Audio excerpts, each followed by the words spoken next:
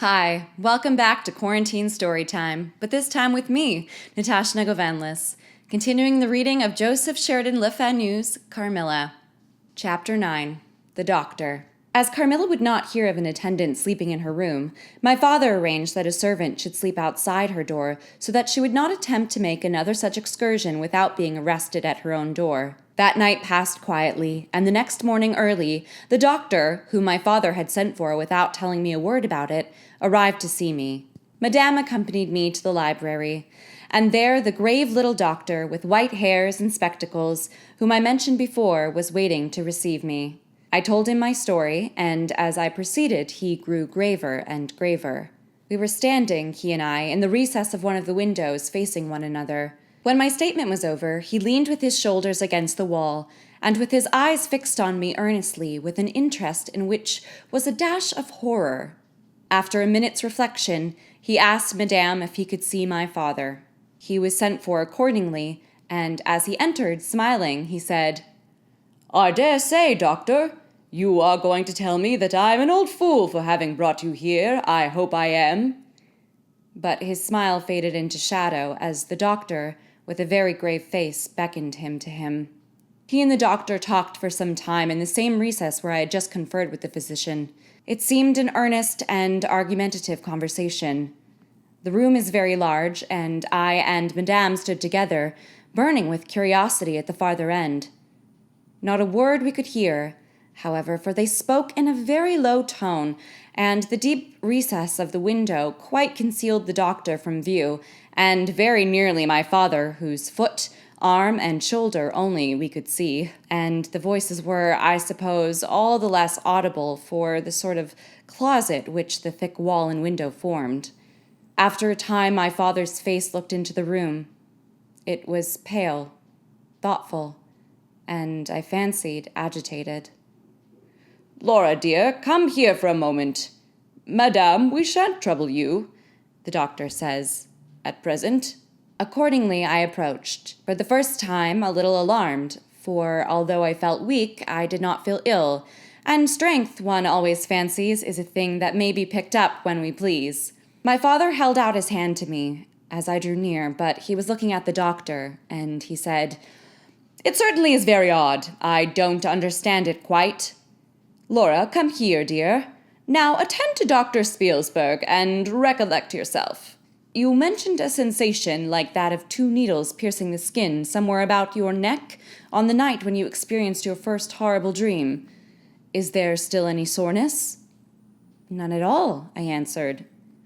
"Can you indicate with your finger about the point at which you think this occurred?" "Very little below my throat. Here," I answered. I wore a morning dress which covered the place I pointed to. "Now you can satisfy yourself," said the doctor. "You won't mind your papa's lowering your dress very little. It is necessary to detect a symptom of the complaint under which you have been suffering." I acquiesced. It was only an inch or 2 below the edge of my collar. "God bless me, so it is!" exclaimed my father, growing pale. "You see it now with your own eyes," said the doctor, with a gloomy triumph. "What is it?" I exclaimed, beginning to be frightened. "Nothing, my dear young lady, but a small blue spot about the size of the tip of your little finger. And now," he continued, turning to Papa, "the question is what is best to be done?" "Is there any danger?" I urged in great trepidation. "I trust not, my dear," answered the doctor. "I don't see why you should not recover. I don't see why you should not begin immediately to get better. That is the point at which the sense of strangulation begins." "Yes," I answered. "And recollect as well as you can, the same point was a kind of center of that thrill which you described just now, like the current of a cold stream running against you." "It may have been. I think it was." "Ah, you see," he added, turning to my father. "Shall I say a word to Madame?" "Certainly," said my father. He called Madame to him and said, "I find my young friend here far from well. It won't be of any great consequence, I hope, but it will be necessary that some steps be taken, which I will explain by and by. But in the meantime, Madame, you will be so good as to not let Miss Laura be alone for one moment. That is the only direction I need give for the present. It is indispensable. We may rely upon your kindness, madame, I know, added my father. Madame satisfied him eagerly. And you, dear Laura, I know you will observe the doctor's direction.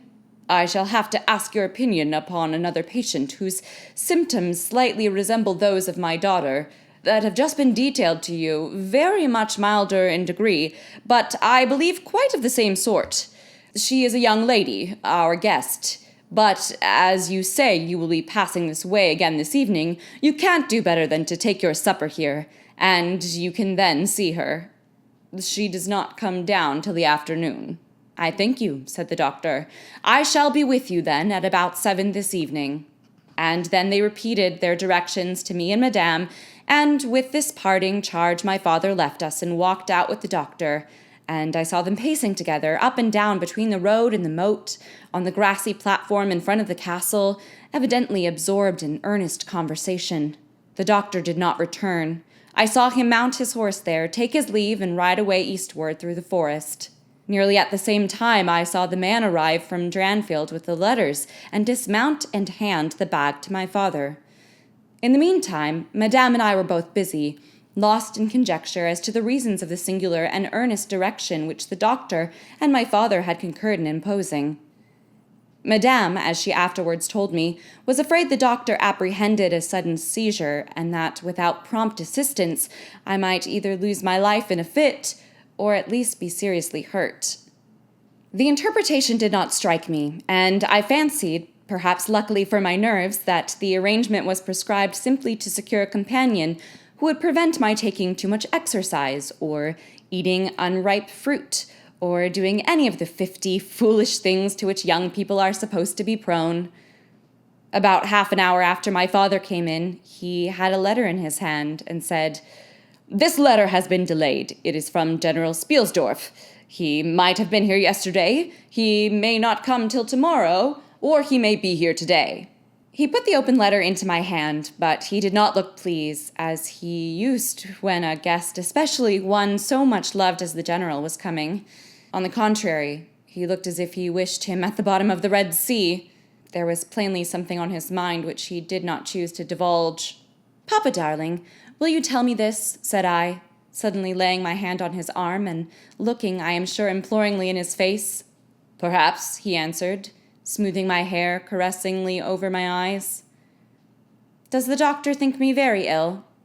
"No, dear. He thinks if right steps are taken, you will be quite well again, at least on the high road to a complete recovery in a day or two," he answered, a little dryly. "I wish our good friend, the general, had chosen any other time, that is. I wish you had been perfectly well to receive him." "But do tell me, Papa," I insisted. "What does he think is the matter with me?" "Oh, nothing. You must not plague me with questions," he answered with more irritation than I ever remember him to have displayed before, and seeing that I looked wounded, I suppose, he kissed me and added, "You shall know all about it in a day or two, that is, all that I know.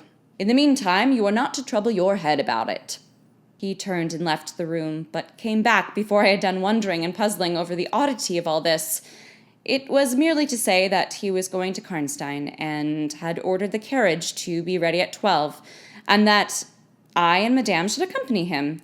He was going to see the priest who lived near those picturesque grounds upon business, and as Carmilla had never seen them, she could follow, when she came down with Mademoiselle, who would bring materials for what you call a picnic, which might be laid for us in the ruined castle.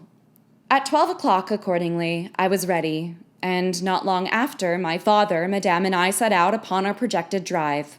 Passing the drawbridge, we turned to the right and followed the road over the steep Gothic bridge westward to reach the deserted village and ruined castle of Karnstein. No sylvan drive can be fancied prettier. The ground breaks into gentle hills and hollows, all clothed with beautiful wood, totally destitute of the comparative formality which artificial planting and early culture and pruning impart. The irregularities of the ground often lead the road out of its course and cause it to wind beautifully round the sides of broken hollows and the steeper sides of the hills among varieties of ground almost inexhaustible. Turning one of these points, we suddenly encountered our old friend, the general, riding towards us, attended by a mounted servant. His portmanteaus were following in a hired wagon such as we term a cart. The general dismounted as we pulled up, and, after the usual greetings, was easily persuaded to accept the vacant seat in the carriage and sent his horse on with his servant to the Schloss. And that's Chapter 9. Stay tuned for more.